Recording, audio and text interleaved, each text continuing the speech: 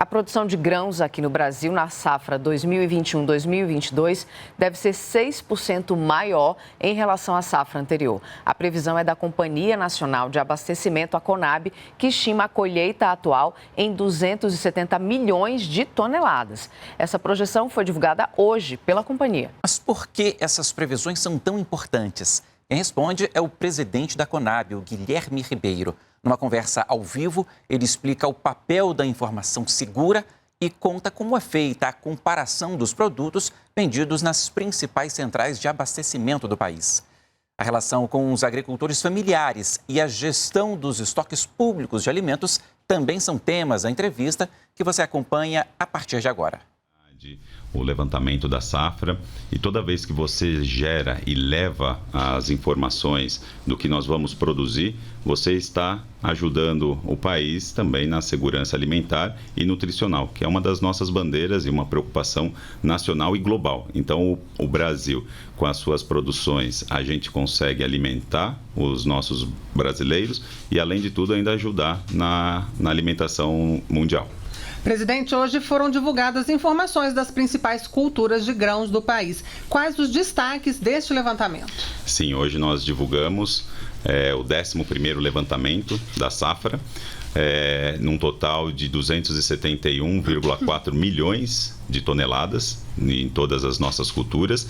E o destaque vai sempre, que a gente sempre tem pontuado, é a questão do milho, segunda safra, que está sendo uma produtividade excelente, uma produção recorde com mais de 87 milhões de toneladas nessa segunda safra, né, na safrinha, antiga safrinha que eram chamada, e num total nós estamos falando de 115 milhões aproximadamente de milho colhido.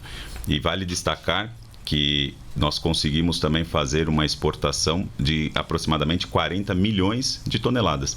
Com isso também gerando economia, gerando receitas para o país para ver investimento e também no bolso, na renda do produtor.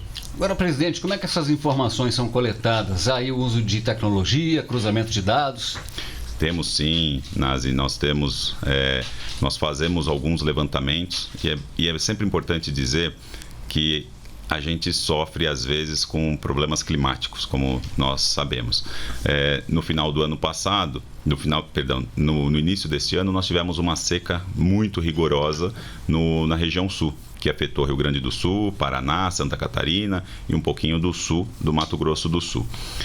E com isso, nós começamos a alterar um pouco a metodologia.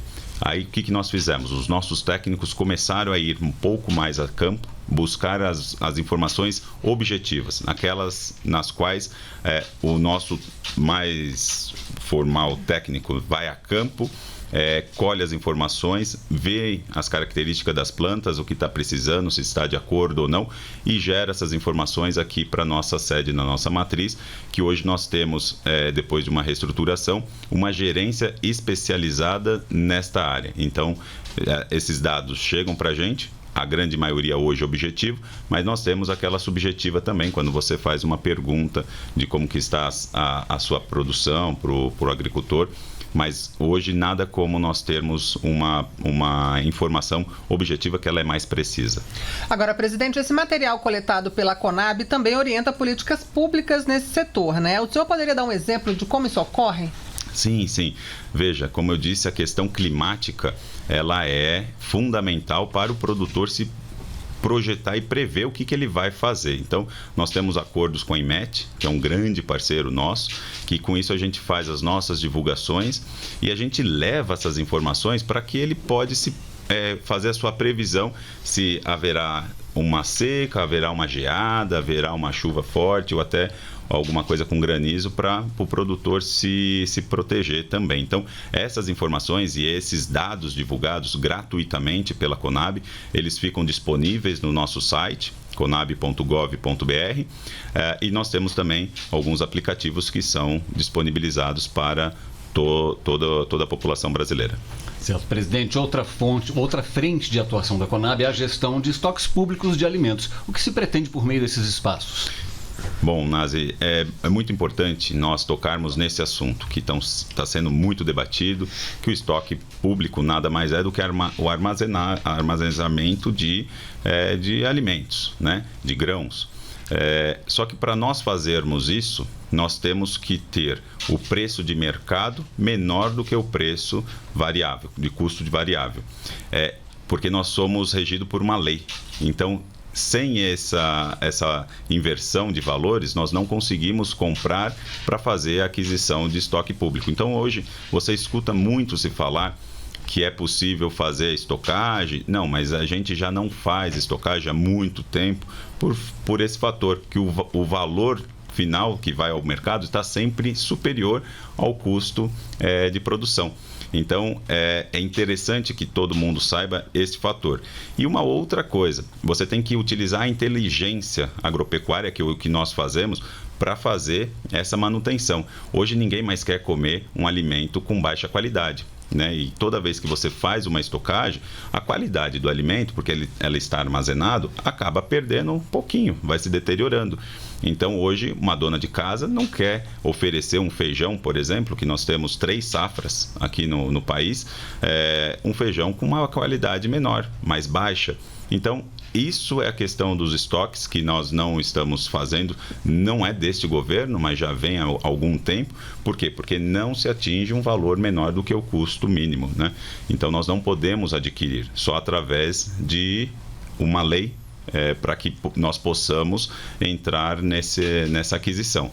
E já falando em lei, é importante nós citarmos que nós conseguimos uma lei da MP do milho, que começou com uma MP do milho, para que nós pudéssemos auxiliar o pequeno produtor, o pequeno agricultor, para que ele tivesse um valor mais acessível do milho, porque quem tem condição consegue fazer grandes aquisições com um preço melhor. Mas aquele pequeno produtor que vai comprar 1, 2 sacas de milho, não tem condição e o preço do saco do milho fica muito alto. Então, a gente conseguiu, através do início de uma MP, no final do ano passado, e esse ano, no início deste ano, ela se converteu numa lei através da relatoria do senador Luiz Carlos Reis, se converter nessa lei, e com isso nós podemos fazer a aquisição do milho, mesmo ele estando num valor superior ao custo mínimo. Então, essa é uma possibilidade, e nós estamos fazendo essas aquisições do milho. Agora, presidente, a pandemia acabou originando um cenário de insegurança alimentar em muitas regiões do país. Qual foi o apoio da Conab para essas localidades? Sim, sempre houve a preocupação do governo de nós atendermos as pessoas que estavam nessa insegurança alimentar, e desde o início foram destinadas, só no ano passado, mais de 1.700.000 cestas de alimentos, né, para vários grupos aqui no país, como nós estamos falando de quilombolas, indígenas, pescadores, extrativistas, distribuído pelo todo o país. Então, foi um trabalho que nós tivemos várias parcerias com alguns estados para fazer também a logística, porque não é fácil, apesar da Conab estar distribuída ao longo dos 27 estados, né, 26 e o Distrito Federal. Por exemplo, o Amazonas é um estado totalmente diversificado, que ele é questão hídrica, nós temos que fazer a entrega por barco, balsas, então não é fácil você fazer essa entrega final para as famílias que mais necessitam. Então, nós tivemos algumas parcerias, mas foram, no ano passado, essas mais de 1.700.000 cestas, e neste ano, né, 2022, nós já entregamos mais de 875.000 cestas básicas. Presidente, a Conab tem essa preocupação com agricultores familiares, os pequenos agricultores e criadores de animais também? Como é que a companhia atua? Temos sim, como eu disse, essa preocupação. Até acabei falando um pouquinho antes da lei da ProVB, então, que é a aquisição deste alimento, né, no caso de fornecer uma condição de um preço equilibrado para que esses produtores consigam ter um acesso mais facilitado e mais justo para ter uma competição e o custo ficar um pouquinho mais barato. Você acompanhou aí ao vivo a entrevista do presidente da Conab, Guilherme Ribeiro. A íntegra dessa conversa fica no site da Rede Nacional de Rádio e o endereço está aí na sua tela.